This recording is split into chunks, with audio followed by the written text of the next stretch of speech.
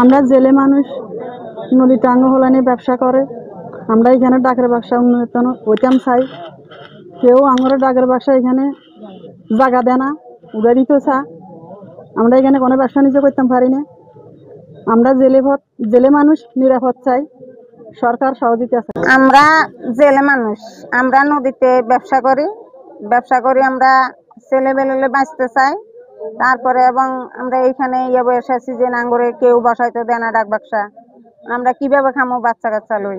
এখানে কাজিরবাজার এলাকার স্থানীয় প্রায় 5-7 হাজার জেলে এবং কাজিরবাজার স্থানীয় যারা ব্যবসায়ী আমরা আছি। আমাদের বাপের আমল থেকে আজকে প্রায় 30-40 বছর যাবত এই কাজিরবাজার ঘাটে আমরা ব্যবসা করতেছি।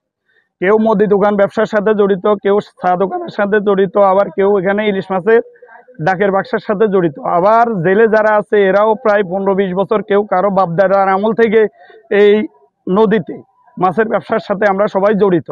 আমরা এখানে নিরাপদে বিগত বছরগুলোতে আমরা সুন্দরভাবে ব্যবসা করে আসতেছি।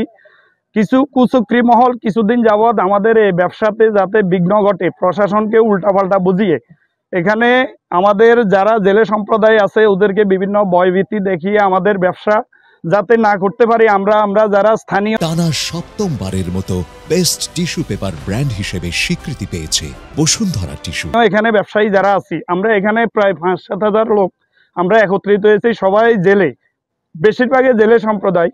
আর কিছু লোক আছে আমরা স্থানীয় বাজারে ব্যবসায়ী। কাজিরবাজারে, আপনি কাজিরবাজারে উত্তর দিকে গেলে আপনার দেখবেন যে 3-4 হাজার জনবসতি বেড়ির কুলে, এদের কোনো স্থায়ী কোনো ঘর বাড়ি নাই, এরা বেড়ির কুলে বসবাস করতেছে সরকারি জায়গাতে।